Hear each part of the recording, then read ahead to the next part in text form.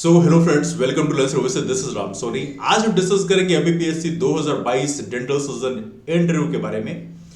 बीते कई दिनों से हम लोगों ने कई सारे मॉक लिए। मॉक लेने के बाद कैंडिडेट्स की जो परफॉर्मेंस है उसको आज असेस करेंगे, डिस्कस करेंगे कौन कौन चीजें हैं जो आपको चेंज करने की आवश्यकता है। ये भी डिस्कस करेंगे कौन कौन चीजें हैं जिनको अभी यदि आप फॉलो करें तो अभी भी आपका परफॉर्मेंस बेहतर हो सकता है। तो पहली बात यहां पर मैं आपको एक सिंपल सी बात बताना चाहता हूं कि जब भी आप इंटरव्यू बोर्ड के सामने जाते हैं, जब आप एंट्री करेंगे, एंट्री करते वक्त यहां पर कैंडिडेट्स का जो कॉमन क्वेश्चन है, ग्रीट कैसे किया जाए, क्या हर एक मेंबर को ग्रीट किया जाए। देखिए, यदि आपके सामने 3 मेंबर बैठे हुए हैं तो आप ये कर सकते हैं, जैसे मॉर्निंग का टाइम है तो आप गुड मॉर्निंग सर बोल सकते हैं। यदि वहां पर लेडीज हैं तो वहां गुड मॉर्निंग मैम बोल सकते हैं।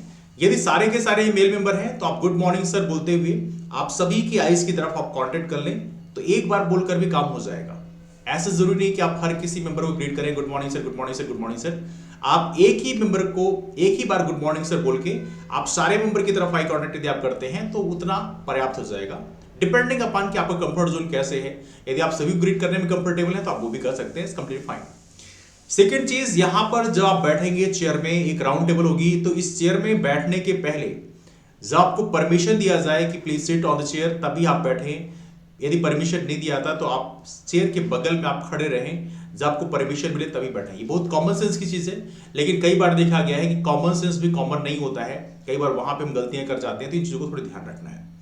एक और कैंडिडेट्स के अंतर्गत जो एक मिसिंग चीज पाएगी, कई बार इंटरव्यू जब आप देने जाते हैं तो आपके मन में प्रेशर पाइल अप हो जाता है कि आप इंटरव्यू देने जा रहे हैं।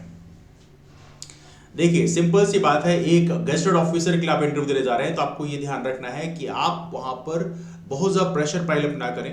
आपसे कुछ ओपिनियन बेस्ड क्वेश्चन पूछा सकते हैं, कुछ ऐसे क्वेश्चन पूछा सकते हैं जो कुछ केस स्टडीज हो, पॉसिबिलिटी।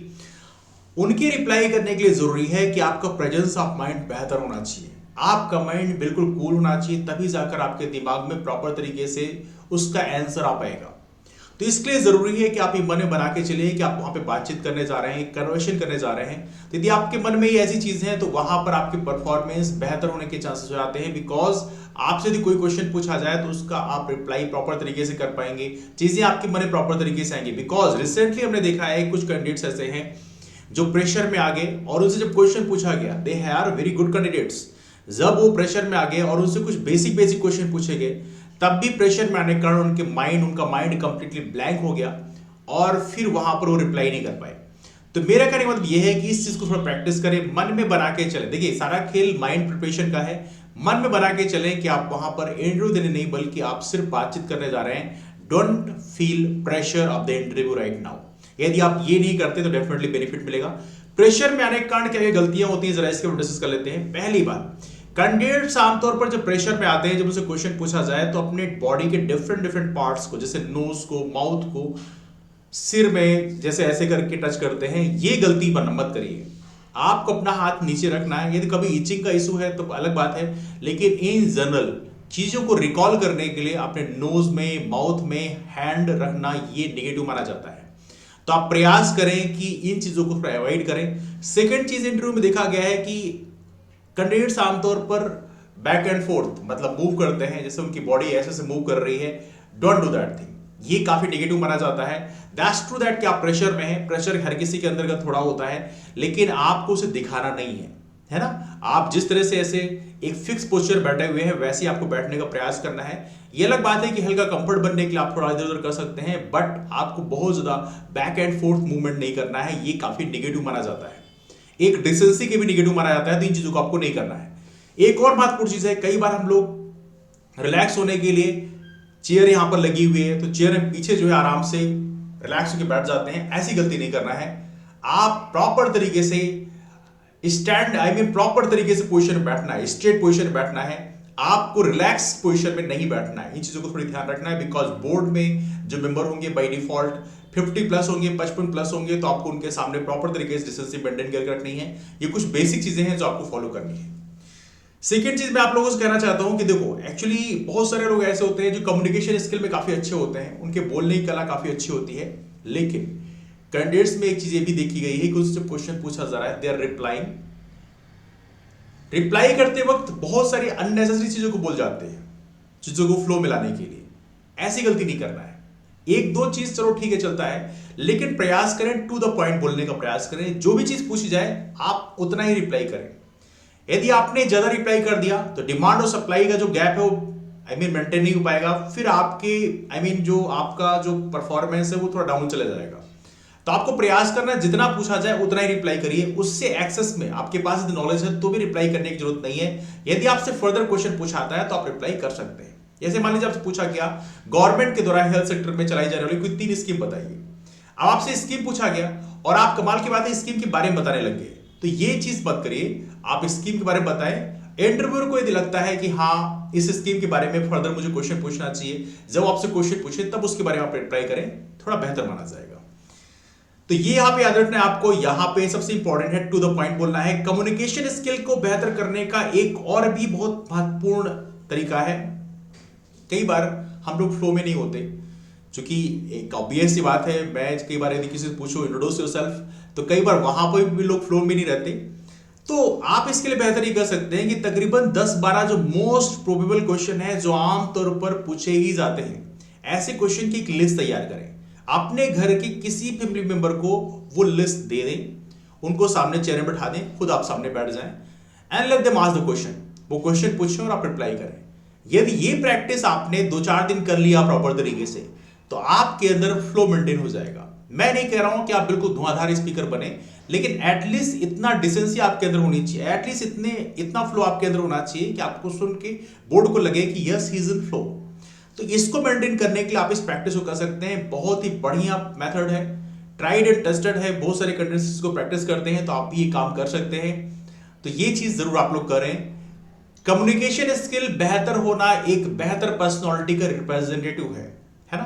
तो थोड़ा सा कम्युनिकेशन स्किल मैं नहीं कर रहा हूं बहुत एक्सीलेंट होनी चाहिए, लेकिन एटलीस्ट इतना होना चाहिए कि आपको सुन के सामने लोग अच्छा लगे। At least they can give you decent marks.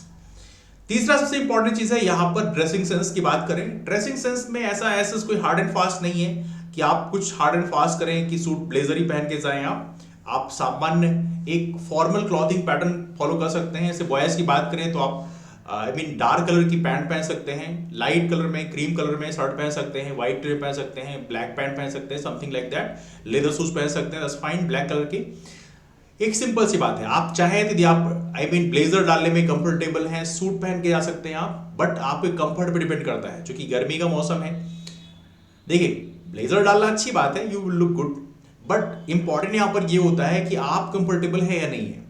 जैसे मान लीजिए सपोज करिए बाहर तो गर्मी रहती है, आप अंदर जाएंगे वहां तो एसी लगा रहेगा, लेकिन पता चला कि आपने ब्लेजर डाल लिया, आप बोर्ड के सामने बैठे हैं, they are asking question from you, तो आप वहां पर वो क्वेश्चन की बजाय अपने ब्लेजर पे ध्यान दे रहे हैं कि you are not feeling comfortable, है ना। तो वहां पे आपका प्रॉपर तरीके से रिस्पॉन्ड नहीं हो पाएगा। तो ये डिपेंड करता है कि आपका कंफर्टेबल क्या है। आप क्या प्रॉपर तरीके से ब्लेजर पहनते आए हैं तो उस कंडीशन में आप पहन सकते हैं, दैट्स कंप्लीटली फाइन। तो इन चीजों को ध्यान रखें। चौथी इंपॉर्टेंट चीज मैं आप लोगों से कहना चाहता हूं, सबसे इंपॉर्टेंट है, कई सारे ऐसे बेसिक क्वेश्चंस हैं जिनका रिप्लाई करना जरूरी है। जैसे मान लीजिए प्रेजेंट टाइम में हमारे देश में हेल्थ सेक्टर में कौन कौन से चैलेंजेस हैं, उनको थोड़ी सी बोलने की आप प्रैक्टिस कर लो। हमारे देश में प्रेजेंट टाइम में कुछ इशूज चल रहे हैं जो कंट्रोवर्सी में, जैसे केरला स्टोरी का मूवी है, उसका एक बड़ा कंट्रोवर्सी बना हुआ है, वो न्यूज में है, थोड़ा उसके बारे में आपका ओपिनियन होना चाहिए। इसके अलावा रेसलिंग फेडरेशन का इस समय न्यूज में बना हुआ है, वहां पे जो रेसलर्स हैं दे आर प्रॉपर तरीके से प्रोटेस्ट कर रहे हैं जंतर मंतर में, तो उसके बारे में ओपिनियन क्या है ये आप थोड़ा बिल्ड कर लीजिए। इसके अलावा कुछ और चीजें, जैसे 2000 की नोट को डिमोनेटाइज किया गया, इसके बारे में थोड़ा ओपिनियन बिल्ड कर लीजिए। लेकिन सबसे इंपॉर्टेंट है, जो भी ओपिनियन आप बिल्ड करें, आप इस चीज को याद रखें कि वहां पे गवर्नमेंट को क्रिटिसाइज करने के मूड में मत जाइएगा, क्योंकि you are going to serve under government, आप गवर्नमेंट के अंडर में सर्व करने जा रहे हो। तो इस कंडीशन में, जैसे मान लीजिए आपसे पूछा गया 2000 की नोट को डिमोनेटाइज कर दिया गया, इसके बारे में आपके ओपिनियन क्या है, आपको क्या लगता है, सही डिसीजन है गलत डिसीजन है। तो आप यहां पर ना कंप्लीटली उसको सही बोलिए ना कंप्लीटली गलत बोलिए, आप ऐसा बोल सकते हैं, आप इस तरह से बोल सकते हैं। Let me explain one basic example. आप बोल सकते हैं क्योंकि 2000 की जो नोट है उसमें जो कैश जो फ्लो में है 2000 की नोट का, वो बहुत कम फ्लो में है, लगभग 10% ही नोट जो है वो फ्लो में है एज ऑफ नाउ। तो बेसिकली देखा है तो 90% जो मनी है 2000 की जो नोट है वो फ्लो में नहीं है, मार्केट में नहीं है। तो ऐसी कंडीशन में उसको डिमोनेटाइज ले किया गया, बिकॉज यदि उसको डिमोनेटाइज ना किया जाए तो पता चला अचानक से फ्लो में दिया गया तो हमारा पूरा डिस्टर्बेंस हो जाएगा। दैट्स द पॉसिबिलिटी गवर्नमेंट ने इसको डिमोनेटाइज किया होगा। एक तो ये आप बोल सकते हैं। जब वहां पे क्रॉस क्वेश्चनिंग होगी कि भाई वहां पे इतनी लंबी लाइन लगती है तो उसके बारे में आपके ओपिनियन क्या है। जैसे पिछली बार जब डिमोनेटाइज हुआ था तो वहां कई बार लोगों की जो डेथ है वो लाइन में लगे लगे होगी, ऐसी कंडीशन आप क्या कहेंगे। आप ये कह सकते हैं वहां पर कि बेसिकली इसके लिए गवर्नमेंट को कुछ अलग से अरेंजमेंट करना चाहिए जिससे लोगों की डेथ ऐसे किसी कारणवश ना हो, है ना। तो इस तरह से आप प्रॉपर तरीके से स्मूथ रिप्लाई करके बाहर निकल सकते हैं। क्योंकि ऐसे ओपिनियन बेस्ड क्वेश्चन में यदि आपने नेगेटिव रिप्लाई दे दिया गवर्नमेंट के खिलाफ में तो वो काफी नेगेटिव चला जाएगा। तो प्रयास करें एक बैलेंस्ड ओपिनियन देने का प्रयास करें। जैसे आशा वर्कर्स की बात करें, ये काफी न्यूज में है क्योंकि आपके हेल्थ सेक्टर से जुड़ा हुआ है। तो आशा वर्कर्स है जो आप लोग कंपेनिंग कर रहे हैं, उन्हें प्रॉपर तरीके से फिक्स सैलरी मंथली मिलना चाहिए, है ना। Right now they are considered volunteers, उनको वॉलंटियर्स के रूप में कंसिडर किया जाता है, उनको सैलरी नहीं मिलती। तो इसके बारे में आपके ओपिनियन क्या है, गवर्नमेंट को किसे पे करना चाहिए नहीं करना चाहिए। तो आप ये बोल सकते हैं कि आशा वर्कर्स क्योंकि बहुत ज्यादा एफर्ट्स डालते हैं इसलिए गवर्नमेंट को ऐसा कर सकते हैं कि कोई कमेटी बनाई जाए जहां पर प्रॉपर तरीके से आशा वर्कर्स का जो परफॉर्मेंस उसको असेस किया जाए। जो बेस्ट परफॉर्मिंग आशा वर्कर्स है उनको कुछ टाइम के लिए लॉक बेसिस पे रख सकते हैं और बाद में उनको कंटिन्यू भी किया सकता है। तो इस तरह से आप रिप्लाई करते हैं तो काफी डिसेंट रिप्लाई मानी जाएगी, है ना। तो ये थोड़ा सा आपको एक प्रकार से कह सकते हैं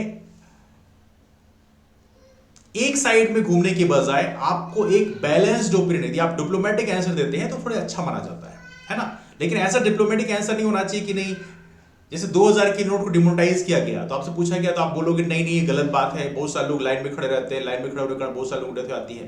तो आपसे पूछा जाए तो फिर क्या गवर्नमेंट ने गलत डिसीजन लिया है, तो फिर आप उसके बाद चेंज करो अपना स्टैंस कि नहीं गवर्नमेंट ने किया तो सही किया होगा। तो ये चीजें थोड़ी सी सही नहीं मानी जाती, उसको पहले से प्रयास करें कि पहले से संभालने का प्रयास करें। तो I am sure you got the point. तो इस तरह से कुछ महत्वपूर्ण पॉइंट्स आज हमने डिस्कस किया। आई एम श्योर बहुत सारे पॉइंट्स और भी होंगे लेकिन चूंकि वीडियो लंबा खींच रहा है इसलिए हम उसको ज़्यादा डिस्कस नहीं करते। लेकिन इतना ही मैं आप लोगों से कहना चाहता हूं कि बहुत सारे ऐसे बेसिक क्वेश्चन आपसे पूछाते हैं। जैसे मान लीजिए आपके क्लिनिकल टॉपिक से कुछ बेसिक से क्वेश्चन पूछ ले जाएं कि आप जो परफॉर्म प्रोसेस करते हैं, जो प्रोसेस परफॉर्म करते हैं अपने क्लिनिक में, उसी को एक्सप्लेन करिए। तो एटलीस्ट आपके अंदर इतना प्रैक्टिस होना चाहिए कि उसको प्रॉपर तरीके से आप एक्सप्लेन कर पाए। वहां पर आप ऐसा नहीं होना चाहिए कि आप उसको भी प्रॉपर तरीके से एक्सप्लेन करने में आपको हेजिटेशन हो। तो ये चीजें थोड़ी प्रैक्टिस करके जाएगा जिससे आपको बोलने में थोड़ी आसानी हो। ऑलराइट, एंड एनीवे लास्ट में मैं कहना चाहूंगा आपको ऑल द बेस्ट, बढ़िया तरीके से आप परफॉर्म दें। आप सभी जो लोग इंटरव्यू दे रहे हैं सबका सिलेक्शन तो नहीं होगा, फिर भी अपना बेस्ट परफॉर्मेंस आप दें जिससे आपके सिलेक्शन के चांसेस बेहतर हो। तो डिस्कशन को भी वाइंड अप करते हैं। आप सभी को एडवांस में all the best once again. मिलते हैं फिर, तब तक के लिए bye, take care, have wonderful day, keep it forward and take care. And जो भी क्वेरीज डाउट्स आपके मन में हैं तो नीचे कमेंट करके भी आप पूछ सकते हैं। तो चलिए दैट्स ऑल, थैंक यू।